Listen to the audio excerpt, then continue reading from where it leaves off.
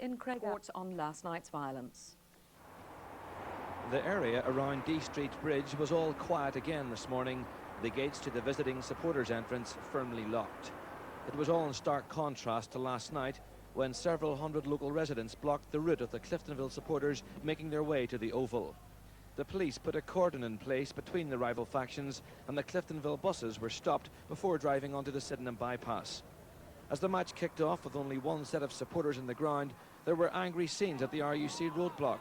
Stones and bottles were thrown at the police and passing motorists, and traffic was halted on the dual carriageway for a time. This morning, some local residents explained why they had stopped the Cliftonville fans getting through. You could be standing and the next thing bricks goes through the windows. And it's more the older residents we're worried about, because if something happened, they can't run. And I don't think it's right, you know, they should be allowed to come down here and destroy our property. They're calling us orange this and orange that, and they're shouting everything. And the children try playing, they're calling the children names and all, even if the children's not even bothering with them. And there's a lot of stones and that's going over the yard walls. I mean, if they're out playing, you can't let them out to play in the yard. The Glens are due to play Cliftonville away at Solitude on Saturday, and there are fears that after last night's violence, the situation could get out of control. I want to work round the clock to try and resolve this before it gets completely out of hand and we find some Irish League clubs perhaps having to go out of business. I'm deeply worried that other towns in Northern Ireland with the Irish League grounds, you'll find similar protests.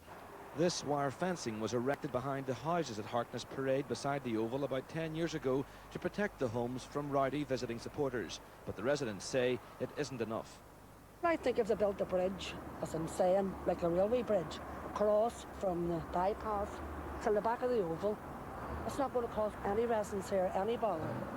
Last night's trouble highlighted a problem which has always existed in local soccer, but the fallout from it could have drastic consequences for Cliftonville Football Club and the Irish League.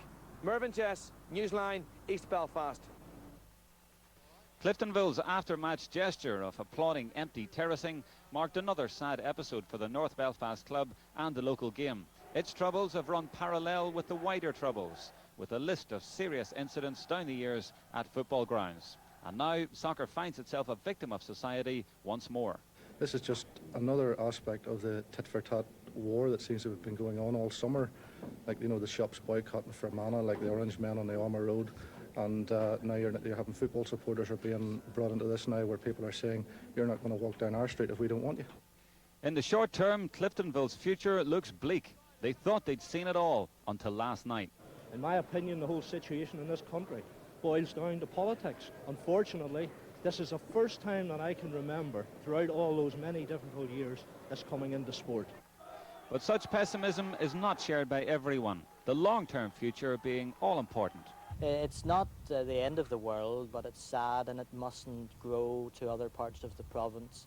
And we in football must take all our responsibilities on board to ensure that spectators behave. And we must continue to do what we're doing in relation to the bigger game in Northern Ireland, whereby the IFA will continue. Bev,